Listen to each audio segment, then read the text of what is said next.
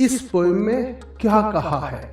यानी अगर आपको ये 3 पॉइंट्स बहुत अच्छे से पता है तो मेरा दावा है आप सेंट्रल आइडिया के मास्टर हो जाओगे। जैसे कि हमने यहाँ पर डस्ट ऑफ स्नो नाम की पोएम को लिया है, पोइट का नाम बदलना है और उस पोएम का नाम बदलना है जो आपको पक्की तरह से याद ही होना चाहिए। इसमें वो पोइट कहता है कि कैसे एक सिंपल सा, साधारण सा, छोटा सा कोई भी इंसिडेंट, कोई भी घटना आपके नेगेटिव दिमाग को, आपके नेगेटिव मूड को बदलकर पॉजिटिविटी की ओर ले जा सकती है।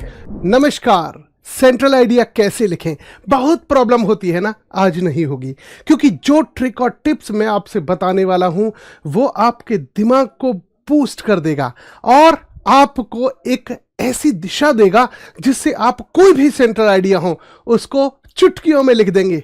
हो तैयार?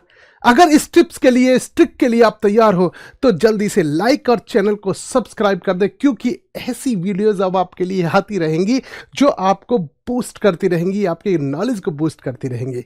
शुरुआत करते हैं कि सेंट्रल आइडिया कैसे लिखें। इसके लिए आपको कुछ पॉइंट्स को बहुत अच्छे तरीके से याद रखना होगा। सबसे पहला पॉइंट आता है पोएम का पोइट कौन है। यस, सबसे अहम यही पॉइंट है। सबसे पहले हमें पता होना चाहिए कि पोएम का पोइट कौन है। दूसरे नंबर पर आता है पोइट कहना क्या चाहता है, यानी पोइट उस पोएम में कहना क्या चाहता है। और तीसरा और सबसे खास पॉइंट है पोइट ने इस पोएम में क्या कहा है। यानी अगर आपको ये 3 पॉइंट्स बहुत अच्छे से पता हैं तो मेरा दावा है आप सेंट्रल आइडिया के मास्टर हो जाओगे, पक्की बात है। तो चलिए शुरू करते हैं। जैसे कि हमने यहां पर डस्ट ऑफ स्नो नाम की पोएम को लिया है। मेरे बच्चों देखिए, dust of snow written by Robert Frost, ये वाली लाइन तो आपको बिल्कुल ढंग से याद ही कर लेनी है। सिर्फ इसमें पोइट का नाम बदलना है और उस पोएम का नाम बदलना है जो आपको पक्की तरह से याद ही होना चाहिए। Dust of snow written by Robert Frost. अब देखिए दूसरा point, the poet shows how small simple incident change his negative and depressive mood into positive one. यानी इसमें कहा गया है कि इसमें पोइट दिखाता है, इसमें वो पोइट कहता है कि कैसे एक सिंपल सा, साधारण सा, छोटा सा कोई भी इंसिडेंट, कोई भी घटना आपके नेगेटिव दिमाग को, आपके नेगेटिव मूड को बदलकर पॉजिटिविटी की ओर ले जा सकती है। यही बात कही है ना, तो बस इन्हीं चीजों को याद रखना है। अब सबसे बड़ी बात कि पोइट ने इसमें और क्या कहा है। अब कहना क्या चाहता है तो हो गया, लेकिन क्या कहा है देखिएगा।